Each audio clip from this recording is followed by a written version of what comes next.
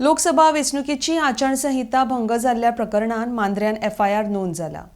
आचारसंहिता भंग जाल्ल्या प्रकरणान उत्तर गोंयांत नोंद जाल्ली ही पयलीच कागाळ आसा। आचारसंहितेच्या फाटभुंयेर उत्तर गोंयांत कडक पुलीस बंदोबस्त दवरिल्लो आसा। पेट्रोलिंगय चालू आसता। उत्तर गोंयांत एकूण 6 तपासणी नाके आसात। हे कर्नाटक महाराष्ट्राक लागून आसा। ताका लागून बेळगांव सिंधुदुर्गाच्या अधिकारी तशेंच पुलीस निरीक्षकां बरोबर गोंय पुलिसांचो समन्वय आसा अशें उत्तर गोंय पुलीस अधीक्षक अक्षत कौशल हांच्यांनी सांगला। RDX को ब्यूरो रिपोर्ट।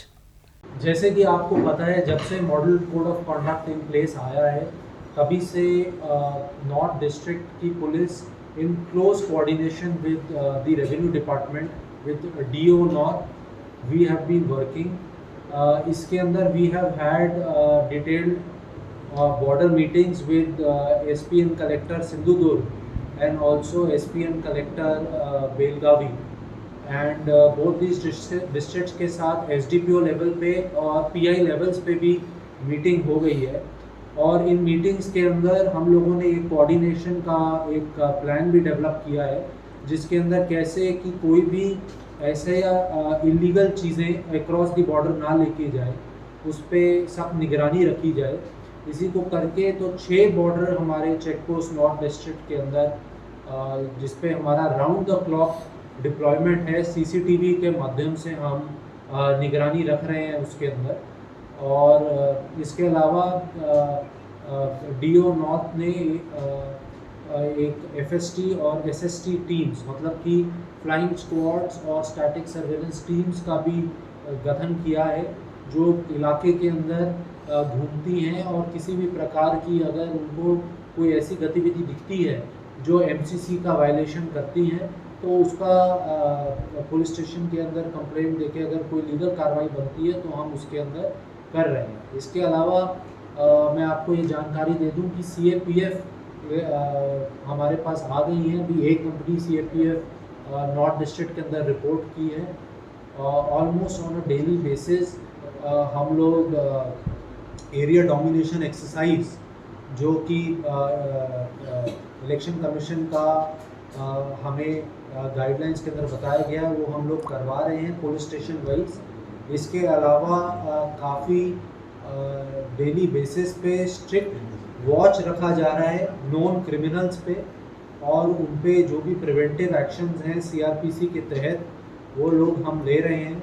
और ऐसे लोगों को भी आइडेंटिफाई किया गया है जो हमें आशंका है कि वो लोग कुछ ऐसा कर सकते हैं जिससे कि जो इलेक्शन प्रक्रिया है उसके अंदर किसी भी प्रकार का कोई प्रॉब्लम ना आए, तो उस पर भी हम ऑलरेडी उन पर प्रिवेंटिव एक्शन हमने लेना शुरू कर दिया।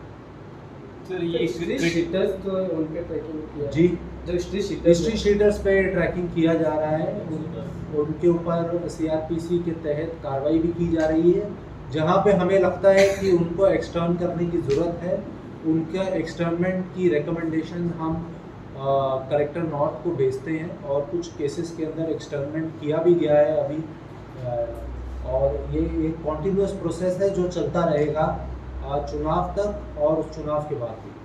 क्रिटिकल और सेंसिटिव जो पोलिंग बूथ्स हैं उनका डिमार्केट किया गया है।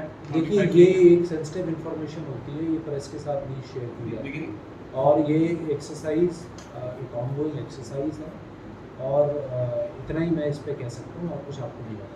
MCC वायलेशन का कोई इंसिडेंट रिपोर्ट हुआ है? अभी तक हमारे पास जितनी हमारी जानकारी के अंदर हमने अभी तक एक ही मांद्रे के अंदर हमने एक केस रजिस्टर किया है जो MCC वायलेशन को लेके, जो एक फ्लाइंग स्क्वाड की टीम ने हमें दिया था, उस पर हमने जो भी नेसेसरी एक्शन बनता है वो हमने लिया।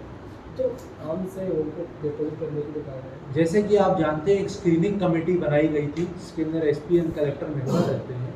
तो वो स्क्रीनिंग कमेटी डिसाइड करती है कि कौन एग्जेम्प्टेड हैं और कौन नॉन एग्जेम्प्टेड है। जो नॉन एग्जेम्प्टेड लोग हैं उन सब के आर्म्स को डिपॉजिशन कराने का प्रक्रिया चालू है, और उसके अंदर ऑलमोस्ट 90% आर्म ऑलरेडी डिपॉजिट कर लिए गए हैं। जो बाकी के आर्म्स हैं वो अगले 1 आध दिन के अंदर हम उनको डिपॉजिट कर देंगे।